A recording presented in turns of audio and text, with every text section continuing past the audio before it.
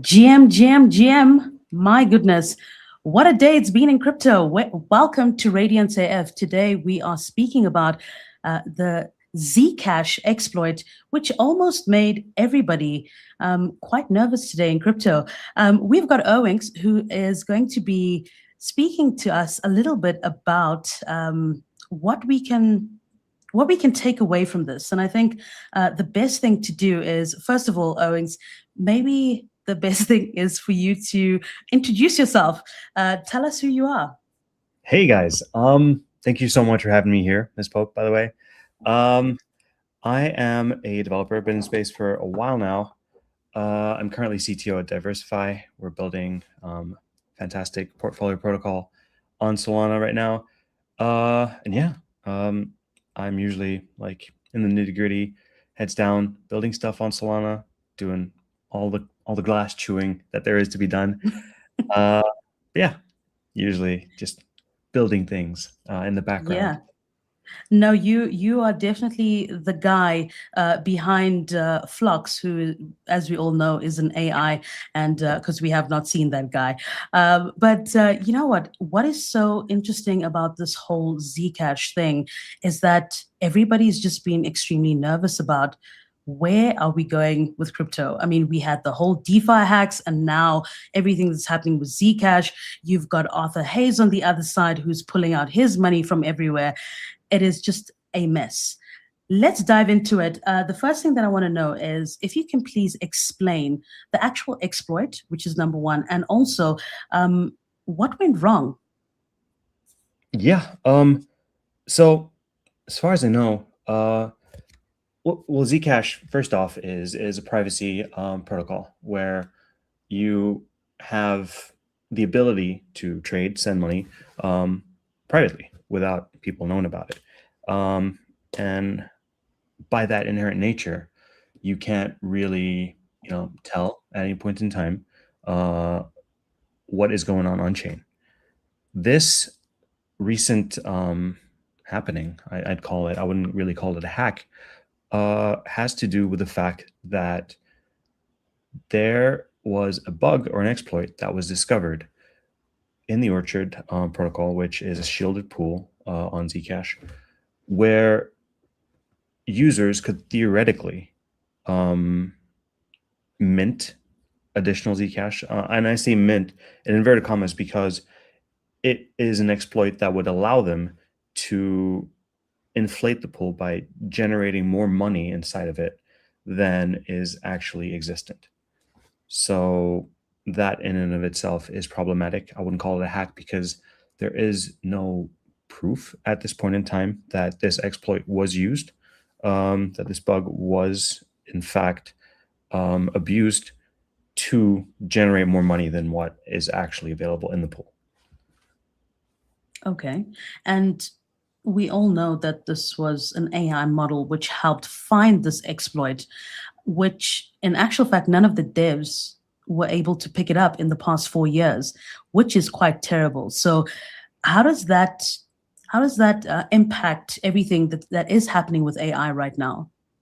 It is a frightening thing. I mean, there is a lot of noise around AI right now in terms of its capabilities when it comes to exploiting anything to do with DeFi, anything to do with blockchain, anything to do with like security, when it comes to systems that are online, on chain. And I mean, it's a scary thing, yes, but again, at that same point,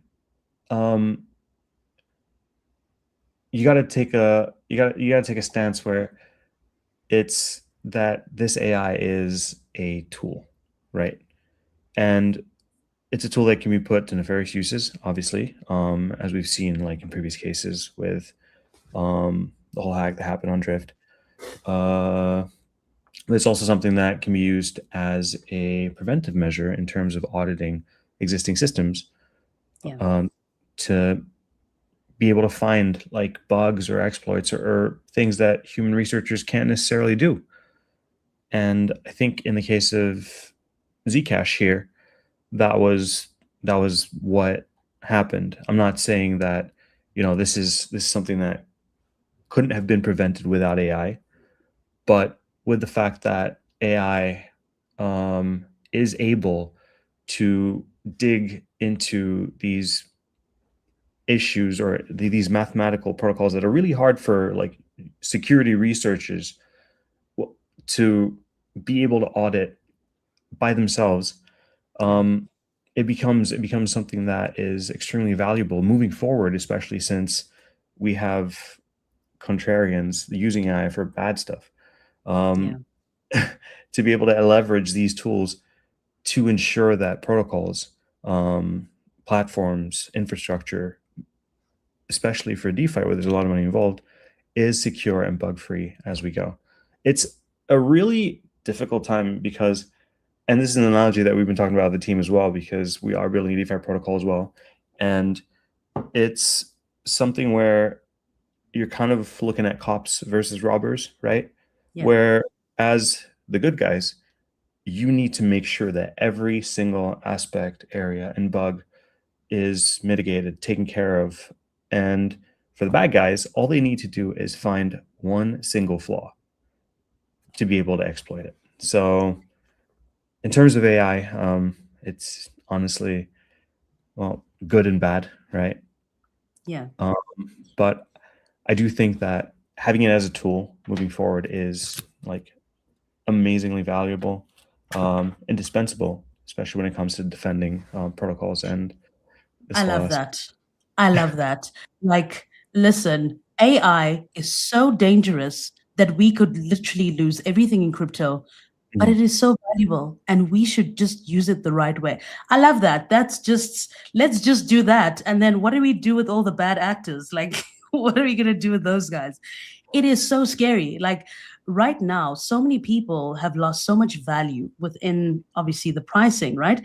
And for those who bought the top just before all of this happened, it's kind of sad for them. I mean, it really is. They down bad. Like Yeah. if people from Bitcoin thought that they were down bad, the Zcash people must be really sad that they got out of Bitcoin in order to get into Zcash. But no, jokes aside, if you really look at this exploit, right? I mean, we talk about counterfeit Zcash, right?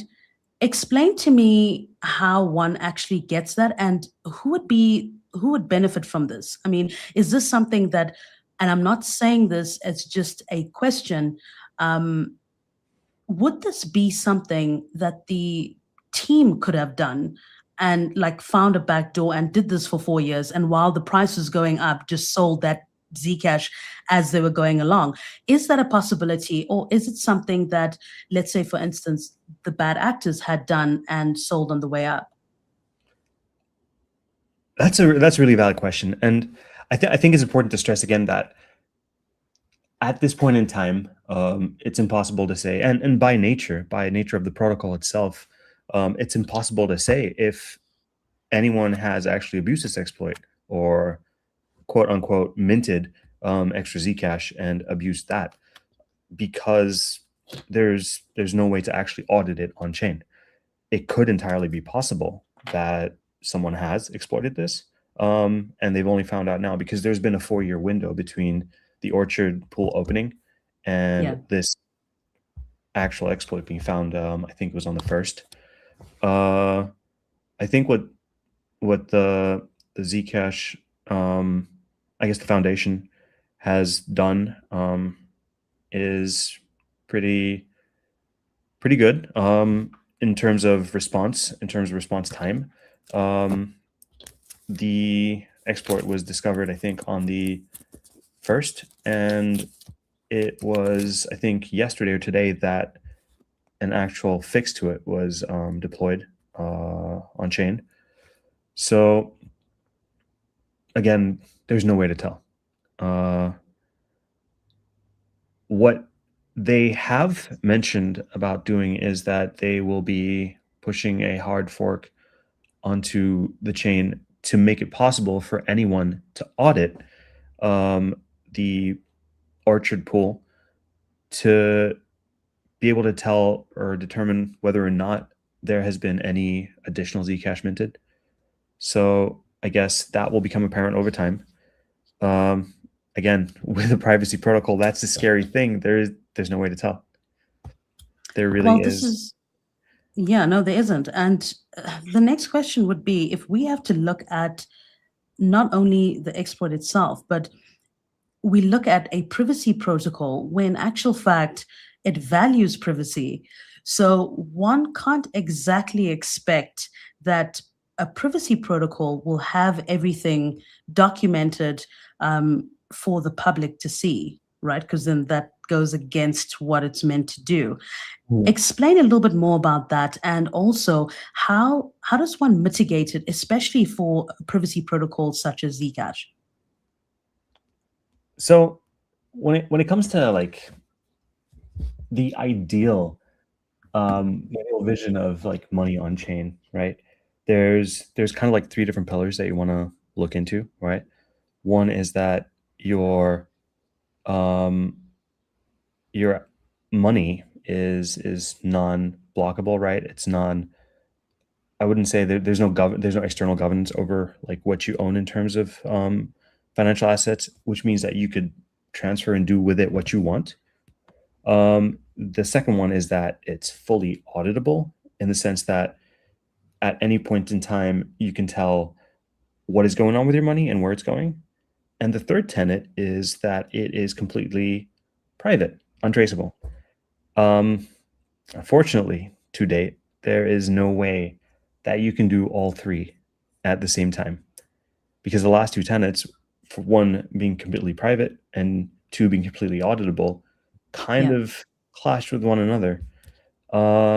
So that is kind of like the give or take today that you need to keep in mind when it comes to wanting privacy around your crypto versus auditability. And I don't think there's anything right now that, you know, can really guarantee you both. yeah, So it is important to keep in mind that whenever you want that privacy, as in the cases with Zcash or even Monero, the two that pop off on the top of my head right now, you don't necessarily have the ability to ensure that this is not something that's going to happen. yeah. A scary thought. I mean, okay, so if I am a holder, is my Zcash safe with the patch that they made, first of all? And second of all, could someone have secretly inflated the price in order to devalue the holdings itself? Again, yeah, I mean that's the crazy thing.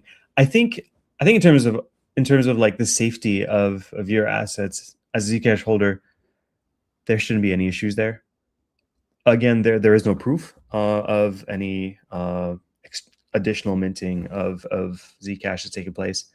It's something that will become apparent, and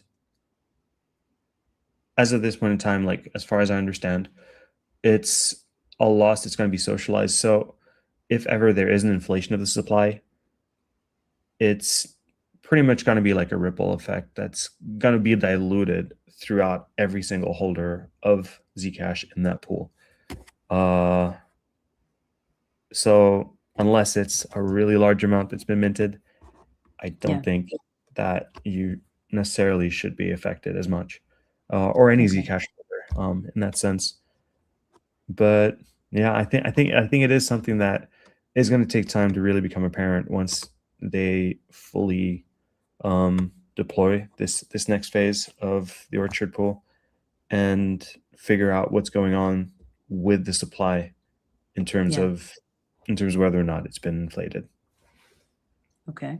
Fair enough. I mean, I suppose when we look at the drop itself, it happened on the first. The second is when they did the apparent patch, right? I mean, we look between, let's say, early hours of yesterday, just depending on where you are in the world, to right now, it literally dropped more than what, 40% in its value. My question then would be to you, if it was already fixed, shouldn't there be some sort of relief from holders? Or do you feel like because of the market that we're in right now, this is really the reason as to why people have basically sold off? Is it panic selling? Is that what you I, think? I absolutely think that that's what happened. This definitely looks like much more of a social effect um, of the findings and like the aftermath of like this whole thing being made public than it is any actual economical or like technical hack on the protocol. A lot of Okay. people, I mean, Hayes literally like liquidated his entire like set of holdings, Yeah. and that's probably had a ripple effect as well. It's just, in my opinion, uh, something that's come from just people looking at the news and figuring out like this is pretty scary. Everything is kind of like in the shitter right now. Pardon my French, but yeah, and that had a ripple effect, not necessarily anything technical. Yeah. So when we talk about the fork itself, right? How were they able to do it so quickly, within a week, and or within less than a week rather? And what do you say about quick decisions like that, especially on a protocol that is a privacy protocol such as Zcash? I think, well, them pushing this fix out like this fast is, I think, in part thanks to AI being able to find it, right? Being able to determine, well, they determined the bug in the first place. From what I understand, it was an issue with the math, right? In terms of what they were doing when it came to kind of minting out. Do we have an echo going on? A little bit. I'm not sure. It must be something in the background, but no, please carry on. Yeah. I think their response time was absolutely fantastic. The fact that they didn't obviously publicize it before the fix was pushed through, because they were confident that it was something that couldn't be necessarily exploited unless they had access to all the tools that they had access to. Yeah. But absolutely fantastic response. I think they did a great job pushing this through. It honestly feels like it's something that really can only be done with a stellar team. Not saying Zcash, is like the top of the world when it comes to teams, but no, it was a good response. So what you're saying is, it's great that AI was able to find the exploit by actually, obviously draining the protocol. And then thanks to AI, they were also able to patch it up. So this is really good stuff. AI did it, and then AI also mitigated the problem. I love it. So what we're saying is AI can give the problem and also solve it. This is amazing. And I suppose this gets to my next question. Arthur Hayes Mhm. sold all of his Zcash, right, after this news. And the question to me here would be, was that the right move, first of all? And second of all, is there going to be, would people perceive that as an overreaction? I mean, there's multiple ways to look at it. Obviously, I think it's risk management in the first place. With something like this happening, obviously, you want to be absolutely sure that your funds are not going to get wrecked. And Yeah. by pulling out, it's obviously, hedging your bets that you're going to be safe. So you can't really blame anyone for doing that in this case. I do think it's maybe an overreaction due to the fact that there's no confirmation that this is something that actually, I mean, when people say hack, you'd assume that there is a loss of value, like in this case, additional Zcash minted to inflate the supply. There's no actual proof of that. So one could say it's also an overreaction. Um, my opinion is that this in and of itself is probably what triggered the entire crash in value of Zcash, or Yeah. at least one of the contributors to the snowball effect that caused it to crash by this much. In any case, but yeah, Yeah. difficult to say. Difficult to say. No, it is. And I think because it's so fresh, as it's just practically happened today, I think it's even that much more astounding. I think it's something that people really have to sort of digest, but at the same time, they would need to really, assess where we are, right? And I suppose the days leading up to probably, let's say, the end of the month or so, would really sort of like, see where Zcash is, and not just for people who are trading it, right? But investors alike. Looking at that, we look at the Zcash specific problem. Should one kind of be worried about, holding things like Monero or other privacy coins that are around? Do you think that this would be a trend? As we've seen in the previous month, it was a DeFi trend. Now we're looking at a privacy trend. Like, is that a worrying thing? I mean, I'd say so. The worry, I mean, yeah, the privacy trend has always been kind of like, kind of been around. It's something that it's kind of like the holy grail, right? Those three tenets are like the holy trinity when it comes to crypto or DeFi.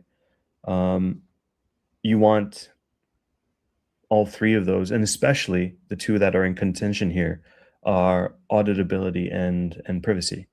And to be able to have those two, it's always this kind of give and take that you need to take into consideration Yeah. for your crypto. So I'd say yes. It's 100% like something to take into consideration. With Monero, for example, they use different technology, and they've always had historically issues around verifiability when it comes to like input or output verification on their protocol. So it's really difficult. Like there's always some trade-off here. So buying into these different privacy focused cryptocurrencies, that's something that you need to take into consideration. Like as I like to put it, the harder it is to determine what's going on with your money, like the more private the system is, the harder it is to ensure that everything that's going on there is, again, quote unquote, kosher, safe, Yeah. or auditable. Yeah. So, I mean, should this make people trust or distrust AI assisted audits moving forward? I mean, I don't think so. Everything. Sorry, that was like a trust or distrust. Because I don't think people should distrust it at all. Okay.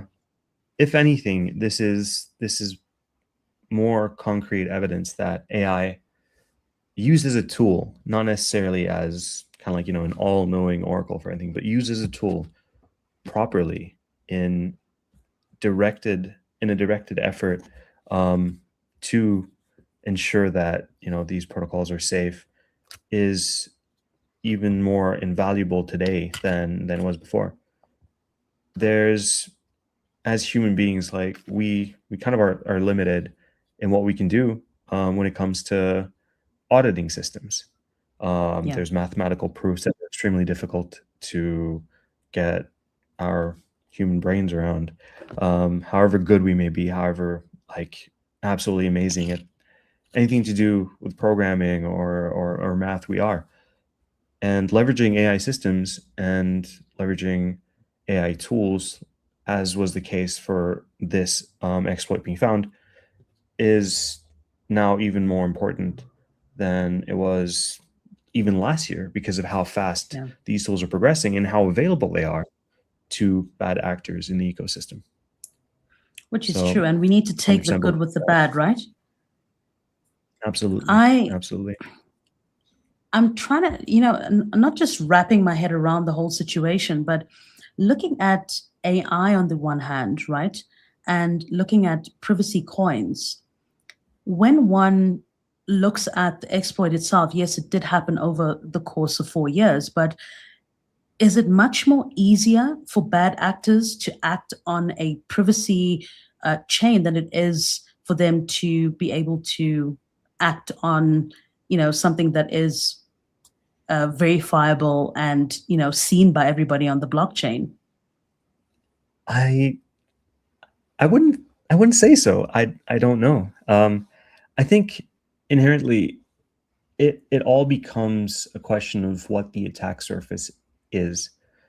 And for privacy chains, that is inherently, I guess, the math underneath the system, because of the fact that there isn't much else, I guess, left to be attacked at that point.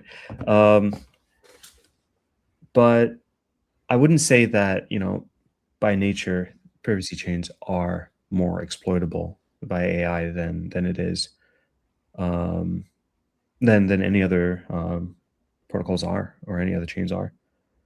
It really is down to the implementation, what has been or hasn't been taken into consideration when it comes to actually securing the platform based off of the way it functions itself.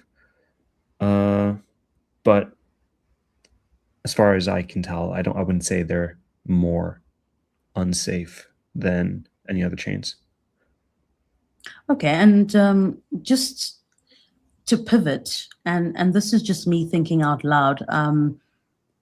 If, let's say, a government did not necessarily like the fact that privacy protocols are getting that much steam, and a lot more people are looking at it in terms of safe harbor of their crypto, do you feel that this could be something that is spawned by a government entity of some sort?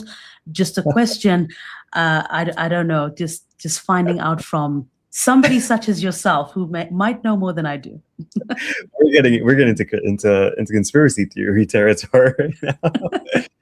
I wouldn't think so. No, I don't think there's much benefit in attacking a privacy chain in this way, because what is tanking is the value of this Yeah, chain. It's not necessarily the spread or the technology itself. That's always going to be there. So, and especially again in the case of Zcash, I wouldn't say that there's any hit that's been taken in terms of the usability or the credibility of the chain.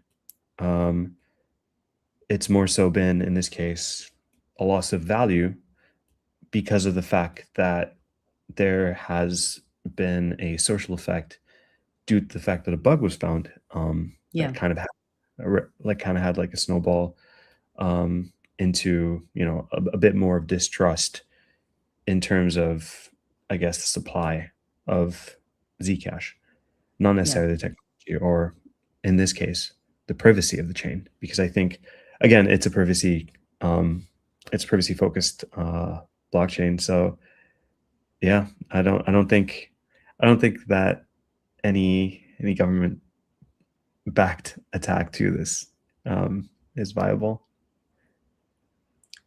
okay. Interesting. I What are your suppose thoughts then. about this? Oh no, I don't have any thoughts. I'm just a layman asking these questions. No, no, no. You know what? It's for myself. I feel that a lot is going on in the space right now, and I feel like there are a lot of people experimenting, and for ruggers and hackers alike are all trying different things, in the space and seeing what works. And unfortunately, when we look at things like AI, people have been using it for good, and a lot have been using it for bad. So I do feel like these are teething problems that we really need to get through in this time. The thing is are your funds safe? That's the first thing. And secondly, looking at different protocols that have been exploited in the past couple of months, it is quite worrying in my eyes. And I suppose looking at people who want to use things like DeFi and want to use things like Zcash, what actually does work and what doesn't work. I mean, we look at Arthur Hayes. He recently took money out of all he liquidated his Zcash, but also Hype. And then you wonder, Hype has really been going on a very high trajectory, and now it will obviously have some sort of retrace. So you kind of wonder where exactly we fit in right now. And I suppose we really have to go through these sort of stages in the market in order for us to get to better. So the question really is, how are the builders and how are the teams actually handling these sort of things? I mean, we've seen so many different protocols be affected in the past couple of months. How have they really been able to fix these or mitigate these sort of hacks, as well as them being able to really come together and put different security protocols in place in order for these things not to happen again? What would your thoughts be, being part of a team that is growing within Diversify? How has that affected the way that you guys are really doing business and looking at your security protocols? I mean, I wouldn't say it's been a lesson in what we're in, like building safer systems, but it's been a reminder that these DeFi protocols are very much a massive attack surface that anyone could at any point in time attempt to exploit. And if anything, it's pushed us to look at twice, thrice, like 4 times what we're building to ensure that we're reducing this attack surface as much as possible. Yeah. It's really, it's difficult because there's a lot of tooling out there that allows bad actors to not just exploit the protocol in and of itself, but also the infrastructure around it. There's a social aspect to it. So you really got to take a massive holistic view at security when you're building any of these systems. And it's disheartening to see how much less faith people now have in DeFi protocols, where previous partnerships that we were looking into are now kind of, more so on have taken more of a wary approach because of the fact that so many different protocols are now getting like exploited. So AI has been both a blessing and a curse in that sense. It's brought about with it massive like advances in terms of how fast we can like build, but also with it like how fast we can get exploited. So yeah, difficult times, I'd say, to be building in DeFi, but also exciting times to be building DeFi, because I feel like everyone's now taken a second look at what needs to be secured, and making sure that all the different aspects that could be exploited when it comes to developing these systems, creating these systems, are actually taken into consideration and made bulletproof. So yeah, double-edged sword, as you mentioned earlier. It definitely is. And I look at it from the point of view of where we are now. Is this sort of the opportunity for newer teams to sprout up within the DeFi space, and for them to actually put their best foot forward and putting in something that is much more safer? Or can it really be as safe? Because as we've seen, AI can do its thing. But are they able to use certain AIs in order for them to actually create, let's say, safer platforms, but at the same time mitigate the certain situations or rather the security risks that the other DeFi protocols currently have? I'd say there's always space for newer teams to build something. What's again the most amazing part of building on Solana is that all these industry experts, like established teams, right, are always willing to help with anything that's going on. You build as a community, you build with the rest of them, not against any of these other teams. And everyone's got like that same common goal in mind of, creating an ecosystem that is secure, and nobody wants to get hacked. Obviously, one team takes a hit, it's the entire ecosystem taking a hit.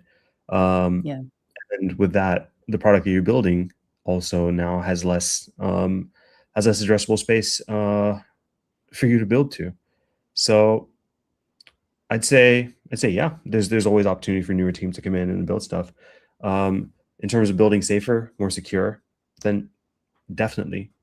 Um, I did say, like, I wouldn't say that the drift hack was lessons learned, but it is stuff to build on. These are now like vectors that we've identified or have been identified that could be pitfalls. And so when yeah, we build stronger. We ensure that those things don't happen again. yeah, Unfortunately, what we lose through these lessons learned are public trust, ecosystem trust in DeFi. yeah, Um, I would I'd say that that is the hardest part, um, yeah. because then that means less of a market, and moving forward becomes more difficult for these newer teams. Interesting. I suppose the next thing is natural to ask, what are your thoughts on how Drift Protocol will be able to bounce back from where they are? Well, that's a difficult one. Um, Yeah, I'm really not sure. They're doing they're doing this in the best way possible. Um, it remains to be seen. I it is a tough one, right? Yeah, oh yeah. Uh, there are many aspects of what happened with Drift that, for a team of that caliber, managing that value um, in total TVL, should have like mitigated, should have like seen not seen coming, but these are bases that could have been covered. These are rookie mistakes that were made that, however you explain it, do not make sense um, in terms of how they were exploited. So yeah, there is a lot of trust that's been lost there. Yeah. I don't know how they're going to be able to make it back. That remains to be seen. Um, I think the first step is making whole those who were victims of that entire debacle. But yeah, time will tell. It's interesting because the way things are done in Web3 are completely different to how big businesses do their business in Web2, right? Looking at the founder's dream, where you would find founders are, progressively go for as long as the project goes for within Web3. In Web2, it's quite different because you generally find that when a business gets to the magnitude where the actual founder is kind of like the small little guy compared to this juggernaut that has, that they've created. Basically, the board kicks that guy out, and then they get somebody with way more experience and has the pedigree to take that business to the next level. Do you feel that that is something that is missing in Web3? And do you feel like teething problems like such as this one, it's maybe teething problems isn't the correct phrase to use, but do you feel that these things could have been mitigated if that had happened? That is food for thought. I don't know if that would have been like the mitigating factor in the case of Drift, uh, but Yeah, it's really open interpretation. Um, Yeah, I do believe that there are a lot of systems and kind of like practices in Web 2 that could serve really well when transposed into Web 3, but it's also a very different environment in terms of how fast companies grow yeah, and how well served these projects slash teams slash companies would be with that kind of management when it comes to a board taking over and actually replacing people with quote unquote more competent individuals or teams. So yeah, I honestly wouldn't be able to tell you if that would have changed anything in the case of Drift, uh, but there might be value to it. yeah, I fully agree. And it definitely is food for thought. The next thing I wanted to ask is specifically with Zcash exploit. Would you say that the exploit itself was very similar to SBF and what he did with FTX? Because it kind of like sounds the same, where you secretly creating value out of thin air, to deceive users, but at the same time, it just seems so similar in the aspect of how it was done. Do you feel like it's the same, or do you feel like it's different? No, I mean, off when you kind of like look at it, right? Like invisible money being created out of nowhere. Yeah, there's like similar themes there, right? But very different in terms of what actually happened, execution, and I guess the aftermath, right?